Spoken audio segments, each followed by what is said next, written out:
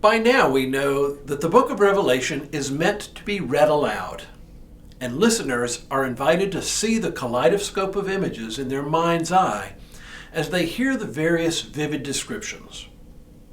A word of caution is in order, though, at this point. Many of these images are so highly fanciful that they are clearly not to be taken as literal or face value, but as symbols, indications of the wonders and mysteries being opened up before us. They are meant to evoke a sense of awe and wonder.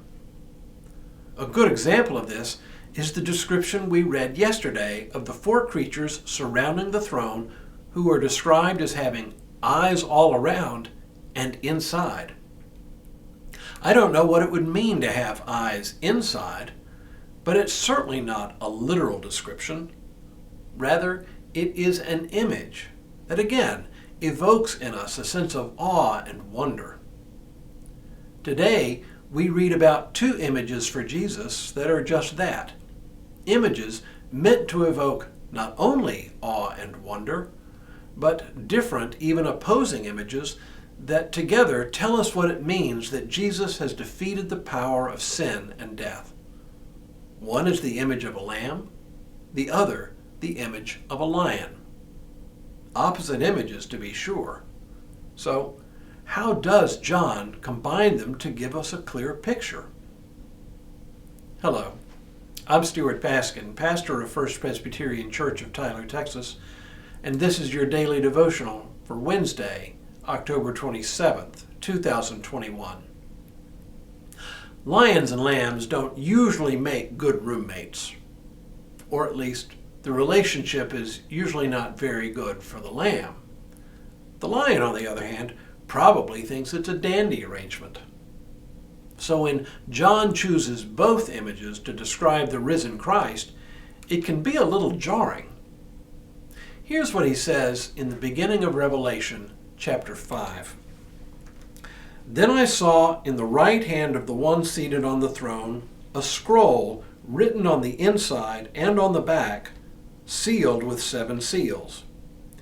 And I saw a mighty angel proclaiming with a loud voice, "Who is worthy to open the scroll and break its seals?" And no one in heaven or on earth or under the earth was able to open the scroll or to look into it. And I began to weep bitterly, because no one was found worthy to open the scroll or to look into it. Then one of the elders said to me, "Do not weep. See, the Lion of the tribe of Judah, the Root of David, has conquered, so that he can open the scroll and its 7 seals." Then I saw between the throne and the 4 living creatures and among the elders a lamb standing as if it had been slaughtered, having 7 horns and 7 eyes, which are the 7 spirits of God sent out into all the earth. Now, when I read this, you probably began to focus on the idea of the scroll and the 7 seals. Don't worry, we'll get to all of that, but for now all we can say grace over is these 2 contrasting images of Christ. The first image he mentions, the Lion of Judah, would have been a familiar enough image to John's readers and hearers at the time. It comes right out of the 58th chapter of Genesis, where Judah is compared to a lion. And later in Scripture, the image of the lion becomes explicitly tied to the Messiah.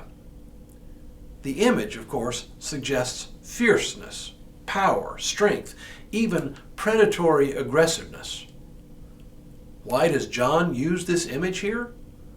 The key is the word conquer. Jesus, identified as the Lion and the Root of Jesse, is worthy to open the 7 seals because he has conquered. But conquered what? That's not yet clear. For that we need to move to the second image, the image of the Lamb. In John's vision, standing among the 4 living creatures is a lamb. Why a lamb? Because a lamb is the perfect sacrifice before God, pure, innocent. Jesus, by sacrificing his own blood, has become that perfect sacrifice. So, How is an animal that has been sacrificed related to the idea of conquering? It is because Jesus has been sacrificed and yet has risen from the dead. He has conquered death, the final enemy. So the lion and the lamb are, ironically enough, both symbols of God's having conquered the powers of sin and death on our behalf through Jesus Christ. Tomorrow, the one who is worthy begins to open the 7 seals. But for now, may God continue to bless you and keep you in all that you do, this day and in all the days ahead.